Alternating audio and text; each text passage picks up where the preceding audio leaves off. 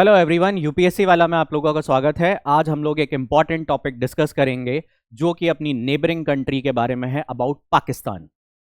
क्या अभी रिसेंट में कुछ खबरें चर्चा में हैं जो ये इंडिकेट कर रही हैं कि पाकिस्तान क्या टूटने वाला है? यस, रियलिटी ये है कि कुछ चीज़ें मीडिया में एक्चुअल में डिस्कशन में है। बहुत सारे लोग कहीं ना कहीं डिबेट कर रहे हैं इस चीज़ के बारे में कि पाकिस्तान की सिचुएशन इतनी खराब हो चुकी है, क्या पाकिस्तान फिर से दो हिस्सों में टूटेगा? जैसे कि हम लोगों ने 1971 में तोड़ा था, उसी तरीके से पाकिस्तान के क्या दो हिस्से होंगे? ये क्लेम एक्चुअल में इसलिए राइज हो रहा है क्योंकि अभी रिसेंट में एक ग्रुप तहरीक तालिबान पाकिस्तान टीटीपी, इसने पाकिस्तान के कुछ हिस्सों पे अपना क्लेम वहां पे एक तरीके से अनाउंस किया है कि हमारा क्लेम है, और वहां पे अपनी गवर्नमेंट, पैरेलल गवर्नमेंट क्रिएट करने की कोशिश करी है। उसने कई सारी मिनिस्ट्रीज, जैसे डिफेंस मिनिस्ट्री हो गया, जुडिशरी हो गया, इंफॉर्मेशन पॉलिटिकल अफेयर जैसी मिनिस्ट्रीज हैं, उनमें अपने मिनिस्टर भी अनाउंस कर दिए हैं। ये एक बड़ी अचंभे वाली चीज हो रही है कि पाकिस्तान की कंडीशन इतनी खराब हो चुकी है कि पाकिस्तान हो सकता है कि अभी नहीं तो कुछ सालों बाद दो या तीन हिस्सों में फर्दर टूट जाए।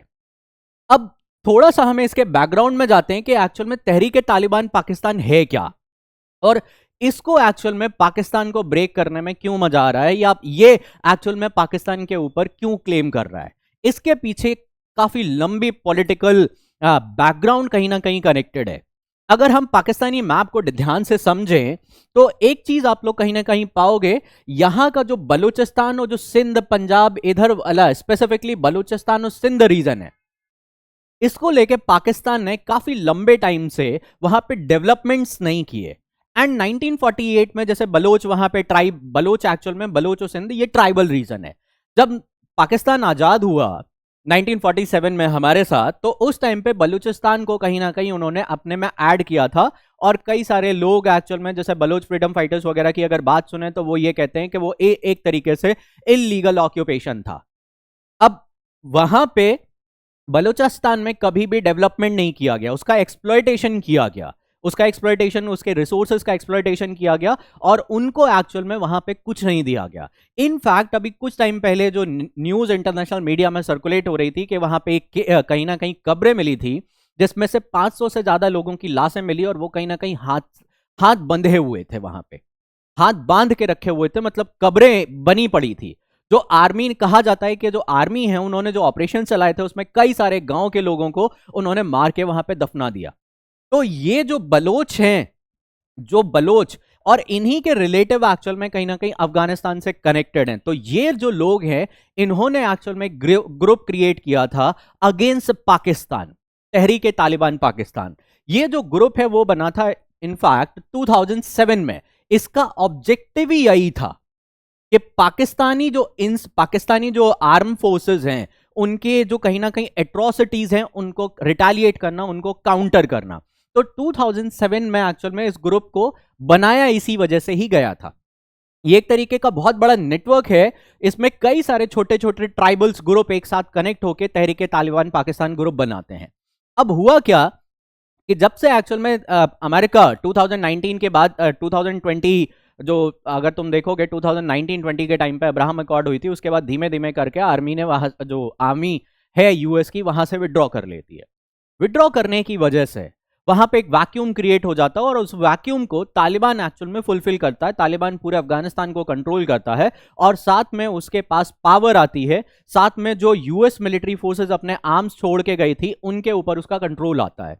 इसके बेसिस पे धीमे धीमे करके उन्होंने अफगानिस्तान और पाकिस्तान के बीच में जो बॉर्डर है, दूरद लाइन, वहां पे कंट्रोल करना शुरू किया। सीज फायर वायलेशन हुए, कई सारे क्लैशेस जनरेट हुए, एंड देन फाइनली उन्होंने वहां पे ऑफिशियली क्लेम कर दिया है कि जो बलोचिस्तान का रीजन है और सिंध वाला जो रीजन है वो अब से हमारा होगा, और पैरेलल गवर्नमेंट चलेगी। अब सवाल यह है कि इससे तो इंडिया को खुश होना चाहिए, क्योंकि हमारे यहाँ पे तो लोग हमेशा बातें ही करते हैं कि पाकिस्तान एक्चुअल में टूट जाए, मजा आ जाएगा, ये सारी चीजें इस तरीके से, तो हमारे लिए तो ये खुशी की बात है। बट एक्चुअल में अगर सही मायने में देखें, अगर हम लोग एवेल्युएट करते हैं, तो हमारे लिए पॉजिटिव और नेगेटिव दोनों ही चीजें होंगी। कारण पॉजिटिव कि एक तो हमारे सेंटिमेंट्स, कि पाकिस्तान जितना ज्यादा टूटेगा उतना हमारे लिए सही रहेगा, हमारी पावर उतनी राइज करेगी। लेकिन इसका एक नेगेटिव एस्पेक्ट्स भी है। नेगेटिव एस्पेक्ट्स एक्चुअल में ये है कि अगर कोई कंट्री वहां पे अगर सिविल वॉर एक्चुअल में जनरेट होता है तो उसकी वजह से बहुत सारे लोग इफेक्ट होते हैं, और जब बहुत सारे लोग इफेक्ट होते हैं तो उनको क्या कहते हैं, इंसर्जेंसी में, टेररिज्म में आराम से मोबिलाइज कराया जा सकता है। तो इसका इफेक्ट हमारी इंटरनल सिक्योरिटी थ्रेट के ऊपर आ सकता है। तो ये हमारे लिए एक नेगेटिव एस्पेक्ट्स भी जनरेट हो सकते हैं, जो फ्यूचर में हम लोग देख पाएंगे कि क्या चीजें चल रही हैं, कैसे हम लोग उसको कंट्रोल कर रहे हैं। बट कहीं ना कहीं हमारे लिए एक थोड़ा सा नेगेटिव सेटबैक भी वहां पे देखने मिलेगा। बट अल्टीमेटली अगर ऐसा होता है कि पाकिस्तान दो हिस्सों में ब्रेक होता है, तो अगर कहीं ना कहीं ये इंडियंस के लिए, आम पब्लिक के लिए एक सेलिब्रेशन वाला मुद्दा बन जाएगा। बट फिलहाल ऐसा कुछ होने नहीं वाला। ये जस्ट एक क्लेम है, क्योंकि पाकिस्तान अगर आर्मी वगैरह की बात करें तो काफी ठीक ठाक पावर रखती है।